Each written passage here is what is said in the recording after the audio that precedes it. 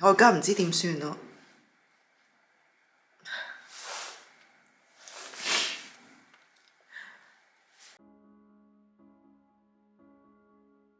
今日係11月21號啦，我想簡單咁去記錄翻我去續呢個奧地利居留證嗰個過程啦。咁其實呢，續證就個過程都好簡單嘅，我哋上年都做咗噶啦。大概喺個張證即係喺本身嗰張證過期之前嗰2-3個星期去做就 OK。咁我哋今年續嘅時候都係咁樣啦，咁提早咗2-3個星期去續證。續嘅時候呢都好簡單嘅喎，我哋成家人呢15分鐘度呢就做完成個過程噶啦。咁佢就話會寄翻張證俾我哋啦。點不知呢，等咗2-3個禮拜都未收到張證啦。咁我哋本身嗰張證呢都已經過期噶啦，咁就好擔心啦。咁啊等住，會唔會係佢哋即係近排啲官員嗰啲政府官員比較忙啲啦，咁所以諗住再等一陣，咁啊等多1個星期之後呢都頂唔順啦，就 send 封 email 問佢啦，就問其實我哋續證有冇問題啊？會唔會需要我哋再補交啲資料咁樣啦？咁啊冇覆喎。跟住我哋就再等多1個星期，真係頂唔順，因為我哋嗰個本身嘅證件呢已經係過期㗎啦。咁我哋就去到呢個政府辦事處啦，就去問翻嗰個當其時負責個官員啦。咁佢又揾咗一段時間就話，啲證呢已經係出咗嚟㗎咯喎。咁但係你哋冇收到咩？咁我哋話冇收到啦。咁跟住佢再抄咗大概都成個鐘頭啦。跟住佢就話原來本身嗰個助理呢就記錯咗地址，所以呢，我哋就冇收到張證。咁我心諗咁都得，記錯地址都得，咁但係唔緊要啦。佢就話會即係幫我哋 follow up 嘅。咁但係衰在我哋自己嗰啲德文又唔好啦，咁就唔知道佢講話係會再補發一張新證俾我哋啊，定因為叫即係記錯嗰個地址嗰啲人去再寄翻嚟俾我哋啊。咁我哋當其時咧就唔係即係好聽得好清楚，但係總之佢就話之後個禮拜咧就可以翻去再攞，叫我哋打電話去問佢。咁咧噩夢就開始啦。咁我哋打電話去啦。咁星期一打電話去啦，佢就話未有，叫我哋話不過今個禮拜會有啦，叫我哋星期四再打去。咁星期日打去咧，咁佢就話仲未有，你下個禮拜再打嚟啦。跟住咧基本上咧連續咧到而家11月21號，我哋已經等多咗1個月啦。每次打去咧，佢都話今個星期會翻咯，但係次次都冇翻咯。但係其實真係好無助，同埋而家11月尾啦，我12月底咧，其實我哋已經買晒機票，諗住翻香港噶啦嘛。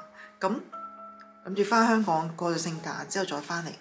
咁一點咧，我哋本身張證又過晒期，新證又未有。咁如果我哋翻咗香港，其實我仲點樣翻嚟咧？我哋點樣再入境咧？其實根本就好無助咯。咁但係我今日啱啱再打電話去個政務處，即係嗰個政府辦事處啦。佢又係答我呢個禮拜會翻咯，叫我星期四再打翻去。但係我哋打咗成個月咯，我都唔知點算，我覺得好無助咯。同埋如果再等多一排，其實我哋攞唔到張證，我都唔知我翻唔翻香港好咯。如果翻咗去，我又點樣翻嚟呢？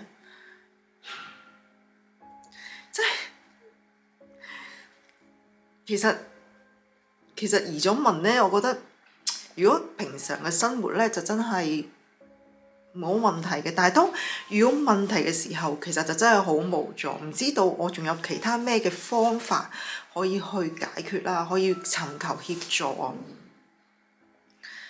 自己德文又唔好啦，其實每次去到溝通嘅時候呢，問咗佢一啲問題，其實佢答我嘅時候都係可能得2-3成係聽到咯。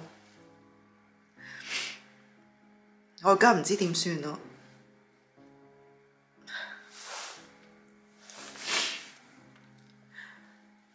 可能可能星期四再去問佢嘅時候，就真係同佢講，因為其實我上次已經同佢講咗，上次我已經係前2個禮拜已經係同佢講咗，其實我哋12月底就會返香港啦，即係話即係唔可以冇咗張證喎。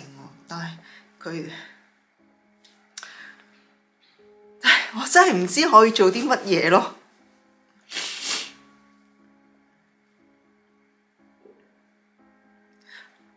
好啦，我如果仲有咩進展就再同大家分享。我終於攞到我嘅居留證啦，可以好安心咁返香港啦。但係呢，我個證都係得1年期限嘅啫，下年要再續喎。乜唔係講話可以續到3年嘅咩？其實我做錯啲乜嘢？點解得1年呢？我諗冇乜人可以好正確或者好確定咁俾到個答案我哋啦。而我自己呢，都 send 咗一個 email， 好禮貌咁樣問個官啊，如果咧我下年嚟續證嘅時候想攞啲長啲嘅有效期，我應該點做啊？我爭啲乜嘢啊？咁當然啦，個官就冇答我啦。咁所以咧，我正夠估下點樣先至可以攞到啲長嘅年期啦。咁我就諗會唔會係我即係冇考到 A2 咧？咁其實呢個應該唔係一個關鍵嚟㗎，因為咧我有個朋友啦，佢都係冇考到 A2 㗎，但係佢攞到3年證喎。咁其實我同佢有咩分別咧？咁其實佢咧就一嚟到奧地利就即刻就已經係住咗喺 Gstaad 度啦，咁就住咗2年。咁但係我咧，我就係由第二個州 Tirol 搬過嚟嘅。咁喺續證之前，其實我嚟到 Gstaad 只係3個月嘅啫。咁唔同嘅州啦，有唔同嘅州政府，所以我覺得呢一個嘅關係應該係最重要嘅。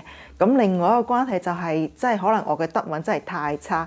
其實因為我都有聽到朋友講啦，話佢識得有個人咧，其實佢續證嘅時候咧已經考咗 A2 噶啦。咁但係咧個官就話同佢咧溝通唔係幾到咯，咁所以咧就叫佢返屋企再溫習下，再練習下，下年再嚟申請過。咁所以我覺得去續證嘅時候咧，你當其時嘅表現咧，其實都好重要嘅，即係個官中唔中意你啦，或者同佢溝通嘅時候做成，即係同佢溝通嘅時候溝通得好唔好咁樣啦。咁第3個咧，我諗因為我太靚女啦，所以個官咧就想見多我幾面啦。因為咧其實個官佢哋做邊個 case 咧已經分好晒㗎啦。咁所以其實每一年或者每一次去續證嘅時候咧，如無意外咧都係同一個人咧幫你做嘅。咁所以咧可能佢想見多我幾面啦。咁樣嘅問題咧就冇得救啦。